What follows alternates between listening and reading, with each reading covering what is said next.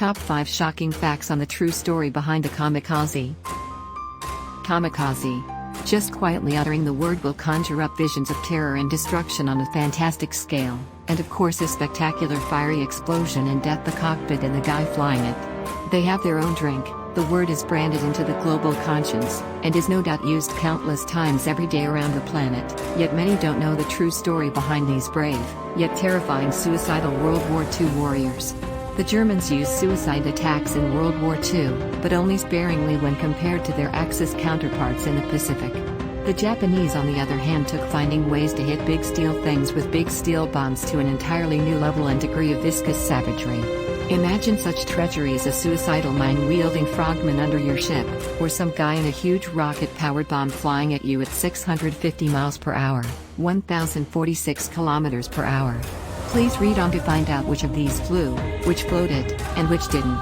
Here you can learn more than you might ever want to know about what the Allied forces and the rest of the world would come to know as the Kamikaze. Prepare to be both amazed and shocked at the lengths these people went to try and win what would prove to be an unwinnable war.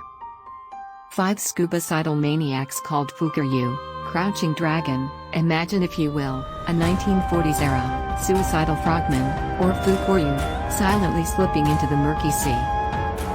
4 human-guided cruise missiles called the Oka, Cherry Blossom. The Kamikazes actually flew a bomb-laden, jet-powered, human-guided cruise missile, called the Oka. 3 human-guided, anti-aircraft missiles called the Taitari, Body Strike. By 1944, when the American B-29 Superfortress began pounding Japan from the air, the Japanese air forces were in tatters, but what they still had to work with was the Taitari, which was a stripped-down, Ki-44 single-seat, Tojo fighter plane.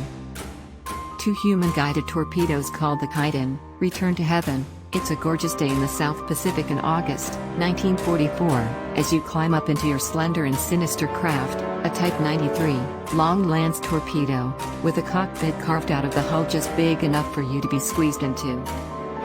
1 human-guided, bomb-laden, speedboats called the Shineos, Ocean Shaker. Both the Japanese Navy and Army used suicide speedboats, called motorboats officially back then, and had several different versions, but with the same outcome in mind: destruction. What's your thoughts on this?